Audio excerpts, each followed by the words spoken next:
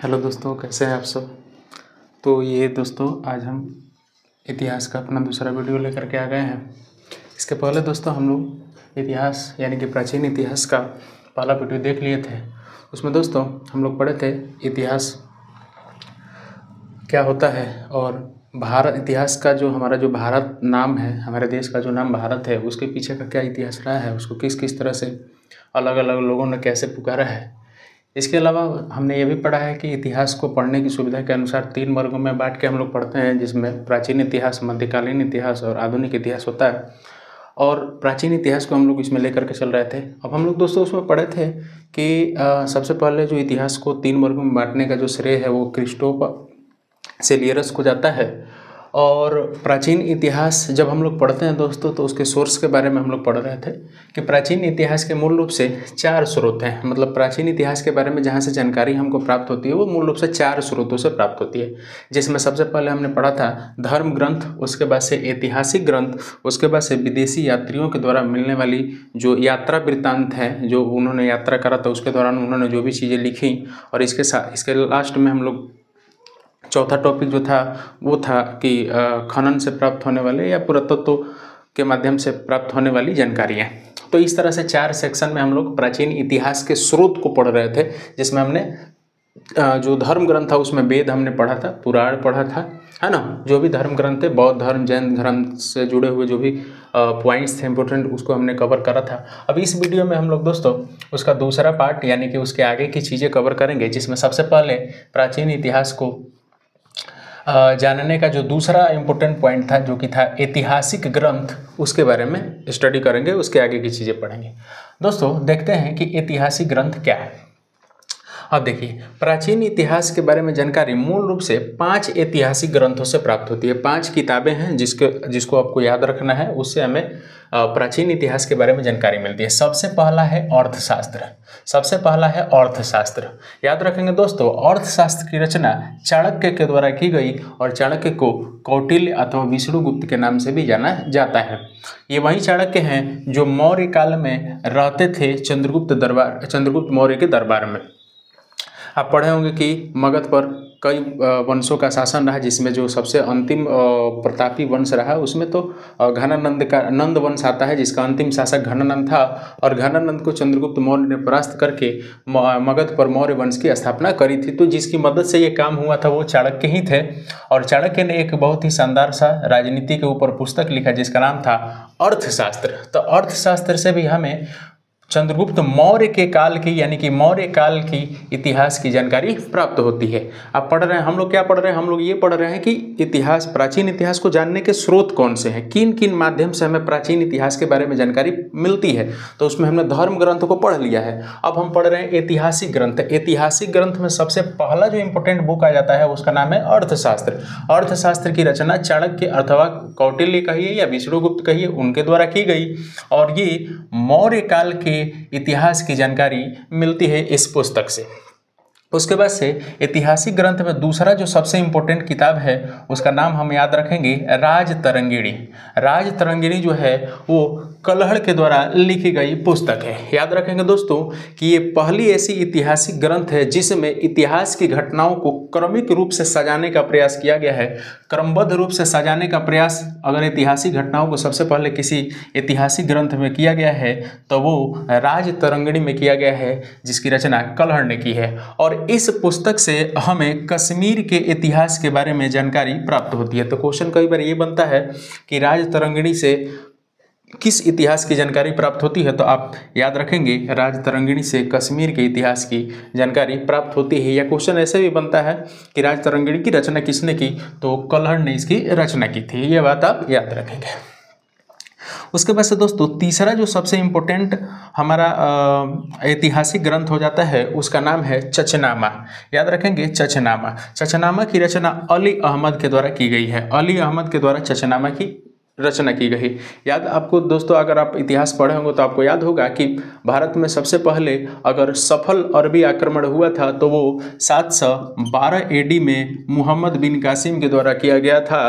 तो इस तरह से ये जो आक्रमण था वो अरबों का आक्रमण था। और ये जो चचनामा पुस्तक अली अहमद के द्वारा लिखा गया, इस पुस्तक में अरबों के सिंध पर विजय का ही वर्णन किया गया है कि किस तरह से अरबों ने हमारे यहाँ आकर के हमारे मतलब सिंध प्रदेश पर किस तरह से उन लोगों ने विजय प्राप्त करा। तो उस सभी इतिहास का वर्णन चचनामा अली अहमद की पुस्तक में देखने को मिलता है। तो आप देख सकते हैं कि अर्थशास्त्र के माध्यम से भी हमें इतिहास की जानकारी मिल रही है, मौर्यकालीन इतिहास की। उसके बाद से राजतरंगिणी है, उससे कश्मीर के इतिहास की जानकारी मिल रही है। चचनामा है, उससे अरबों का सिंध विजय की जानकारी मिल रही है। तो इस तरह से ये 5 पुस्तकें हैं, 5 हमारे ऐतिहासिक ग्रंथ हैं, 6 ऐतिहासिक ग्रंथ है टोटल हमारे पास, 5-6।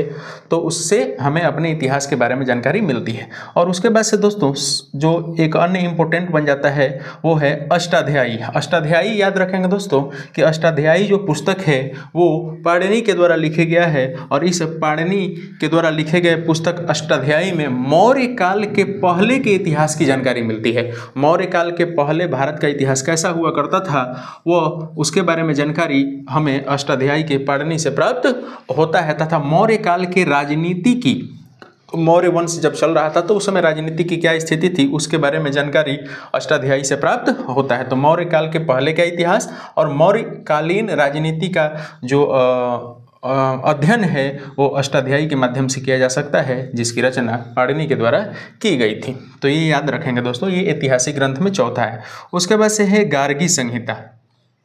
दोस्तों याद रखेंगे कि गार्गी संहिता जो है वो कात्यायन के द्वारा लिखा गया पुस्तक है। इसमें भारत पर होने वाले यवन आक्रमण की जानकारी प्राप्त होती है। तो क्वेश्चन ऐसे बनता है कि किस ऐतिहासिक ग्रंथ के माध्यम से भारत पर होने वाले यवन आक्रमण की जानकारी प्राप्त होती है। तो आप नाम रखेंगे गार्गी संहिता, जो कि कात्यायन के द्वारा लिखी गई पुस्तक है। कई बार राइटर का नाम डायरेक्टली एग्जाम में पूछ दिया जाता है। अर्थशास्त्र की रचना किसने की थी, तो चाणक्य ने की थी। राजतरंगिणी की रचना कलहड़ ने, जिसके माध्यम से कश्मीर इतिहास की जानकारी मिलती है। चचनामा की रचना अली अहमद के द्वारा की गई। अष्टाध्यायी जो थी वो पाणिनि के द्वारा, तथा गार्गी संहिता कात्यायन के द्वारा लिखी गई, जिससे भारत में होने वाले, चाहे भारत पर होने वाले यवन आक्रमण की जानकारी प्राप्त होती है। और उसके बाद से लास्ट हमारा जो ऐतिहासिक ग्रंथ है दोस्तों, उसका नाम याद रखेंगे आप, महाभाष्य। महाभाष्य जो थी वो पतंजलि के द्वारा लिखी गई थी। और पतंजलि कौन थे, तो पतंजलि जो थे वो पुष्यमित्र शुंग, जो कि शुंग वंश के शासक थे। तो पुष्यमित्र शुंग के पुरोहित थे कौन, तो पतंजलि। और उन्होंने ही एक पुस्तक लिखा जिसका नाम था महाभाष्य, और इससे शुंग वंश की जानकारी प्राप्त होती है। अर्थात ऐसा बोल सकते हैं कि इससे भी भारतीय प्राचीन इतिहास की जानकारी प्राप्त होती है। तो दोस्तों आप देख सकते हैं कि प्राचीन इतिहास के स्रोत में हमने पहला धर्म ग्रंथ पढ़ लिया था, जिसमें वेद, पुराण और अन्य जो जैन धर्म, बौद्ध धर्म से जुड़ी हुई जो ग्रंथ थे उसके बारे में हमने पढ़ा था। उसके बाद से ऐतिहासिक ग्रंथ में हमें 6 पुस्तकें याद रखनी है। एक अर्थशास्त्र, जिसकी रचना चाणक्य के द्वारा की गई, जो कि मौर्यकालीन एक बहुत बड़े अर्थशास्त्री थे, बहुत बड़े राजनीतिज्ञ थे। और उन्होंने पुस्तक लिखा था अर्थशास्त्र, जिससे मौर्यकालीन समाज और राजनीति का जानकारी प्राप्त होता है। उसके बाद से राजतरंगिणी जो थी वो जो कलहड़ के द्वारा लिखी गई थी, और इससे कश्मीर के इतिहास का जानकारी प्राप्त होता है। और ये पहली ऐसी ऐतिहासिक ग्रंथ है जिसमें ऐतिहासिक घटनाओं को सबसे पहले क्रमिक रूप से सजाने का प्रयास किया गया था। उसके बाद से चचनामा जो है, इससे अरबों की सिंध विजय की वृतांत प्राप्त होती है, जिसकी रचना अली अहमद के द्वारा की गई थी। उसके बाद से है दोस्तों अष्टाध्यायी, जो कि पाणिनि के द्वारा लिखी गई, और इसमें मौर्य के पहले का इतिहास तथा मौर्यकालीन राजनीति की जानकारी प्राप्त होती है। और 5वां जो है वो गार्गी संहिता है, जिसकी रचना कात्यायन के द्वारा किया गया, और इससे भारत में होने वाले यवन यानी कि विदेशी आक्रमण की जानकारी प्राप्त होती है। उसके बाद से महाभाष्य है, जिसकी रचना पतंजलि के द्वारा की गई। और पतंजलि कौन थे, तो पुष्यमित्र शुंग के पुरोहित थे, जो कि जिससे शुंग वंश की जानकारी प्राप्त होती है। तो ये हमने देख लिया ऐतिहासिक ग्रंथों को। तो ऐतिहासिक ग्रंथ में मूल रूप से आपको 6 पॉइंट ही याद रखने हैं। 6 पॉइंट कौन कौन से, अर्थशास्त्र, उसके बाद से राजतरंगिणी, चचनामा, अष्टाध्यायी, पाणिनि और महाभाष्य। अब हम लोग देखते हैं दोस्तों तीसरा नंबर जो भारतीय इतिहास, जो भारतीय प्राचीन इतिहास है उसका स्रोत है, जिसका नाम है कौन सी, विदेशी यात्रियों से मिलने वाली जानकारी। विदेशी यात्रियों के जो यात्रा वृत्तांत थे उनसे हमें मिलने वाली जानकारी। अब विदेशी यात्रियों से मिलने वाली जो जानकारी है तो विदेशी कई देशों के थे। जैसे सबसे पहले यहाँ पर हम लोग देखेंगे यूनानी रोमन लेखक, जो यूनानी रोमन यात्री जो हमारे यहाँ है उन लोगों ने क्या क्या चीज़ें लिखा। उसके बाद से चीन से आने वाले जो थे वो उन्होंने क्या क्या लिखा। और उसके बाद से लास्ट में हम एक और टॉपिक देखेंगे जो कि अरबी थे, जिसमें अल-बरूनी के बारे में हम पढ़ेंगे और इब्न बतूता के बारे में पढ़ेंगे। तो 2 पॉइंट हम लोग नेक्स्ट आने वाले वीडियो में पढ़ लेंगे यहाँ पर। तो सबसे पहले हम लोग विदेशी यात्रियों से मिलने वाली जानकारी में सबसे पहले हम देखते हैं कि यूनानी और रोमन लेखक कौन कौन से थे। तो याद रखेंगे दोस्तों, सबसे पहले यूनानी और रोमन लेखक में सबसे पहले विदेशी यात्रियों में हम लोग टेसियस का नाम याद रखेंगे। टेसियस एक यूनानी रोमन लेखक थे। इन्होंने भारत के संबंध में बहुत सारी चीज़ें लिखी, परंतु इनके लिखे गए जो चीज़ें थी वो बहुत ही ज़्यादा आश्चर्यजनक थी और आश्चर्यजनक कहानियों से पूर्ण होने के कारण ये बहुत ही अविश्वसनीय ही, इस पर विश्वास नहीं किया जा सकता है। ये कौन थे? तो टेसियस जो थे वो ईरान के राजवैद्य थे। इन्होंने जो भी चीज़ें लिखी वो बहुत ही आश्चर्यजनक कहानियों से परिपूर्ण थी और इसीलिए इस पर विश्वास करना बहुत ही कठिन हो जाता है। उसके बाद से दूसरा नंबर जो हम यूनानी रोमन लेखक की चर्चा करते हैं उसमें हेरोडोटस का नाम आता है। हेरोडोटस को इतिहास का पिता कहा जाता है, ये बात आप याद रखेंगे। हेरोडोटस को इतिहास का पिता कहा जाता है और इसने एक पुस्तक की रचना की थी जिसका नाम था हिस्टोरिका। इसने एक पुस्तक लिखा जिसका नाम है हिस्टोरिका और इस हिस्टोरिका में भारत और ईरान के संबंध में जानकारी प्राप्त होती है। तो आप देख सकते हैं कि जो हमारे यहाँ विदेशी यात्री हैं उन्होंने भी बहुत सारी चीज़ें लिखी जिससे भारत के बारे में जानना आसान हो जाता है।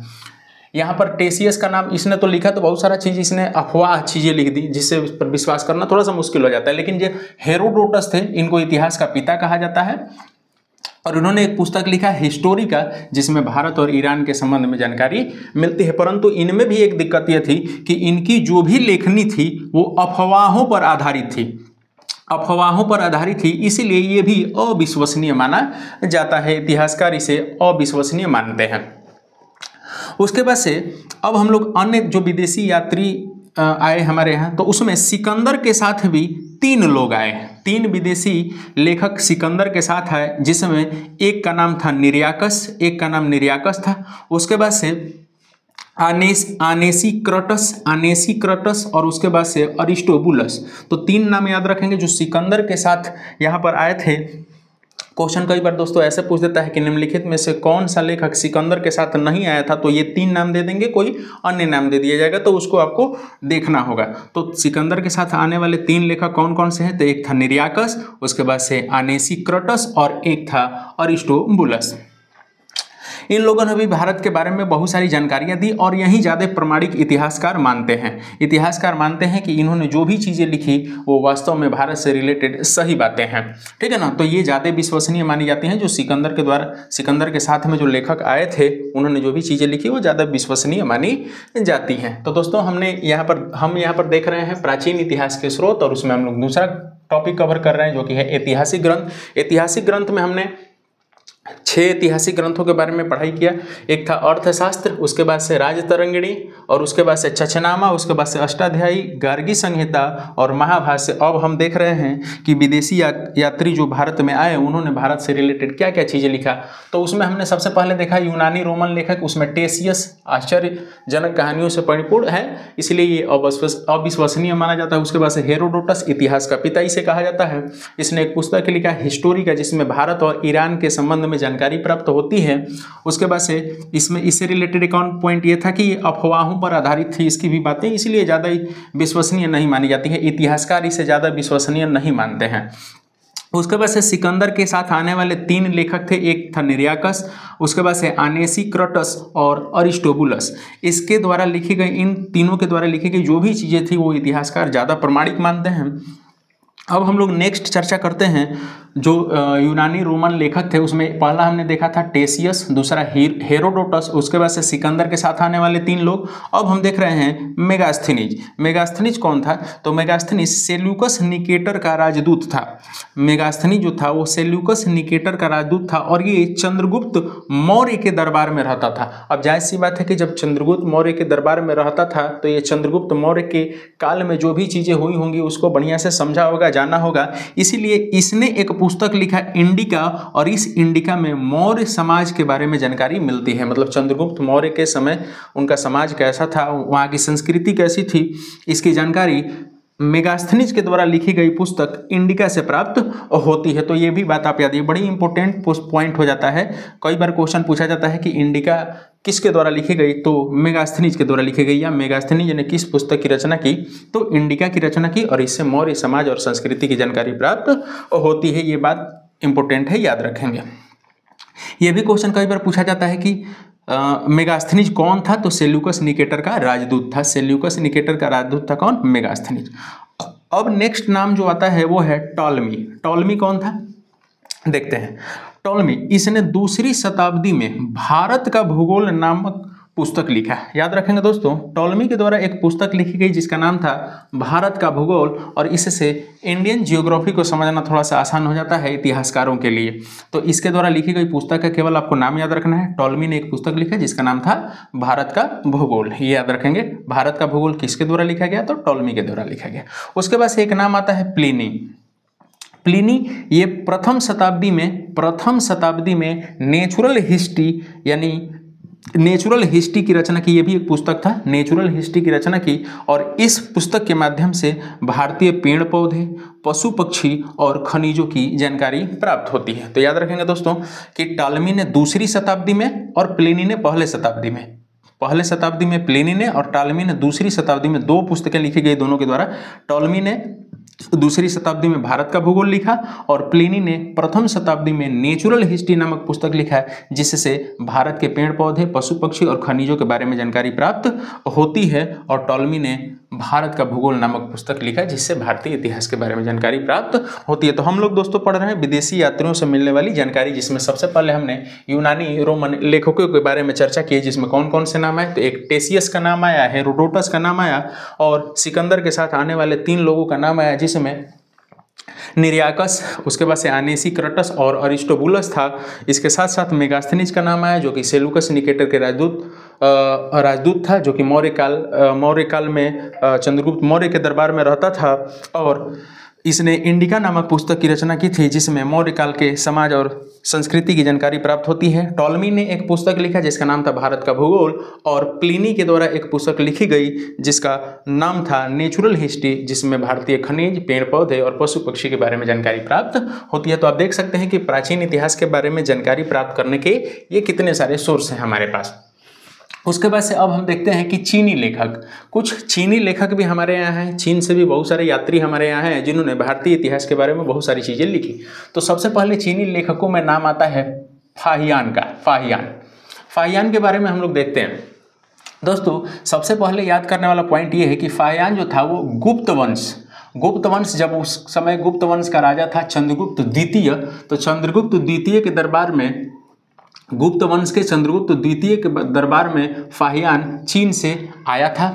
उसके बाद से जब यह चंद्रगुप्त द्वितीय के दरबार में चीन से आया तो इसने मध्य प्रदेश के समाज और संस्कृति की जानकारी दी। मतलब उसके बारे में उसने अध्ययन किया और उसके बारे में उसने लिखा, ठीक है ना। तो फाहियान के माध्यम से कहाँ के समाज और संस्कृति की जानकारी प्राप्त होती है, तो मध्य प्रदेश के समाज और संस्कृति की जानकारी प्राप्त होती है। और ये किसके दरबार में आया था, तो चंद्रगुप्त द्वितीय के दरबार में आया था, जो कि गुप्त वंश का शासक था, और यह भारत में लगभग 14 वर्षों तक रहा। ये बात आप याद रखेंगे। तो फाहियान भारत में 14 वर्षों तक रहा, और इस दौरान इसने मध्य प्रदेश के इतिहास यानी कि वहाँ के समाज और संस्कृति के बारे में लिखा, जो कि चंद्रगुप्त द्वितीय के समय, गुप्त वंश के समय भारत आया था।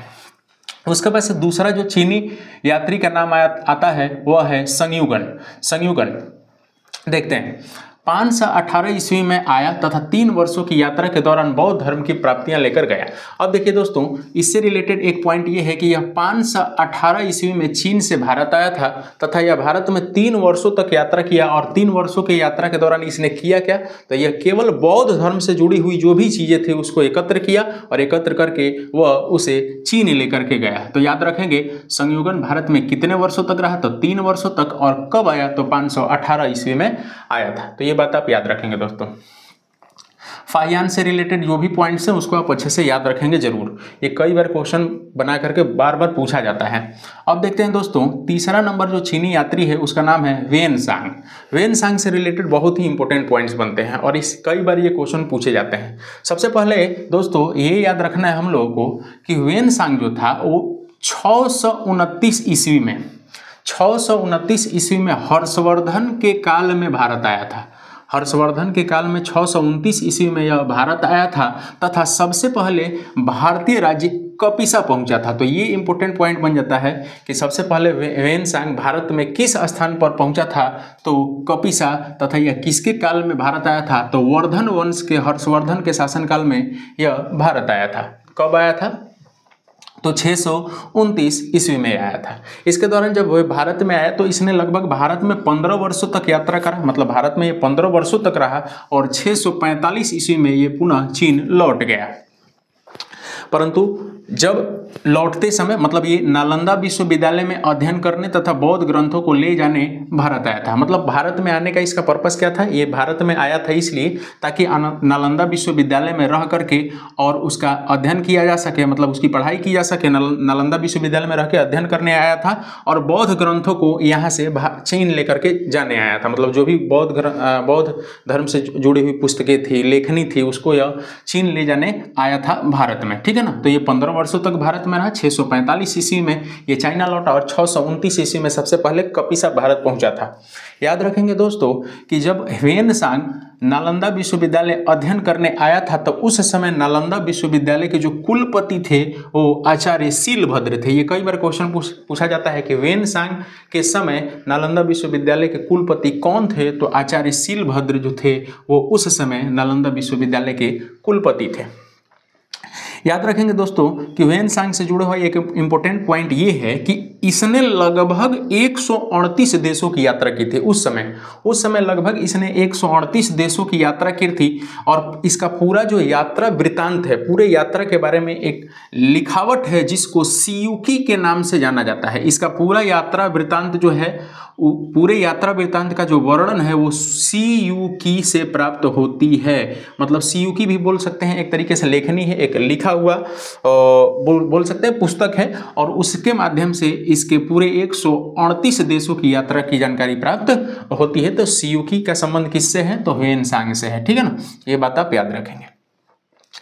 जब यह भारत आया था तो इसने बुद्ध की प्रतिमा के साथ साथ शिव और सूर्य के प्रतिमाओं का भी पूजन किया था। मतलब जब ये वेनसांग भारत आया था तो इसने बौद्ध धर्म की शिक्षा तो ली ही, साथ साथ बौद्ध धर्म की गौतम बुद्ध के प्रतिमा के पूजन के साथ साथ इसने शिव और सूर्य के प्रतिमाओं का भी पूजा किया था।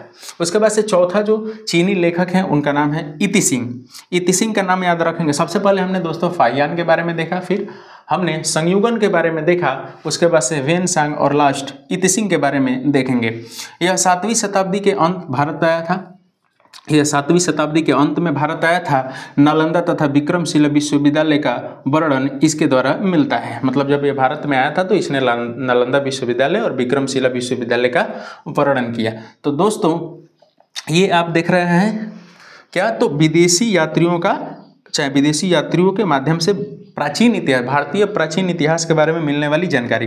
तो देखिए विदेशी यात्री तो हमारे यहाँ कई देशों से आए, जैसे सबसे पहले यूनानी और रोमन लेखक आए तो इन लोगों ने बहुत सारी बातें लिखी जिसमें हमने कई नाम देखा था। जिसमें सबसे पहले टेसियस का नाम देखा था, फिर हमने हेरोडोटस का नाम देखा जिसको इतिहास का पिता कहा जाता है। उसके बाद से सिकंदर के साथ आने वाले 3 लोगों का नाम हमने देखा। उसके बाद से मेगास्थनी जो कि सेल्यूकस निकेटर का राजदूत था, इसने पुस्तक इंडिका लिखी, मौर्य काल के जानकारी इससे प्राप्त होती है। उसके बाद से टालमी जिसने भारत का भूगोल नामक पुस्तक लिखा, और प्लिनी जिसने नेचुरल हिस्ट्री नामक पुस्तक लिखी जिसमें भारत के पेड़ पौधे, पशु पक्षी तथा खनिजों के बारे में जानकारी प्राप्त होती है। उसके बाद से विदेशी यात्रियों में हम चीनी यात्रियों के बारे में भी चर्चा कर रहे थे, जिसमें सबसे पहले हमने फाहियान के बारे में चर्चा किया, संयुगन के बारे में चर्चा किया, वेनसांग के बारे में चर्चा किया और लास्ट में इतिसिंग के बारे में चर्चा किया जो 7वीं शताब्दी में भारत आया था।